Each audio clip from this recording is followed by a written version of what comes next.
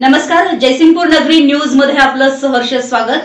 पाहूया आजच्या दिवसभरातील काही ठळक घडामोडी। जयसिंगपूर येथील गल्ली नंबर 1 कुंभारवाड्याजवळ 13 फुटी अजगर। सन 2019 पासून जयसिंगपूर परिसरात अजगर असल्याची माहिती शेतकरी परिसरातील नागरिक सांगत होते।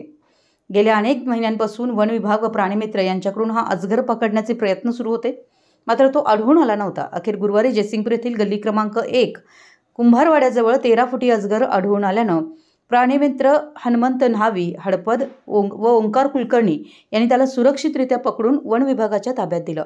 दरम्यान गेल्या 5 वर्षापासून या परिसरातील नागरिक भीतीच्या छायेखाली आहेत। अखेर त्यांना दिलासा मिळालाय।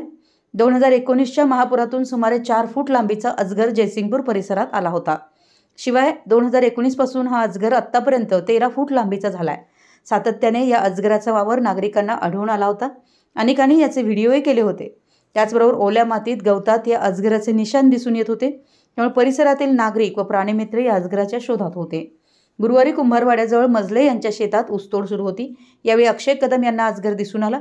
यावेळी कदम यांनी तातडीनं प्राणीमित्र हनुमंत न्हावी हडपद व ओंकार कुलकर्णी यांना पाचारण केलं।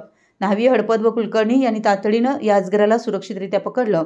त्यानंतर कोल्हापूर वन्यजीव संरक्षण पथकाचे प्रमुख प्रदीप सुतार यांच्या स्वाधीन केलं।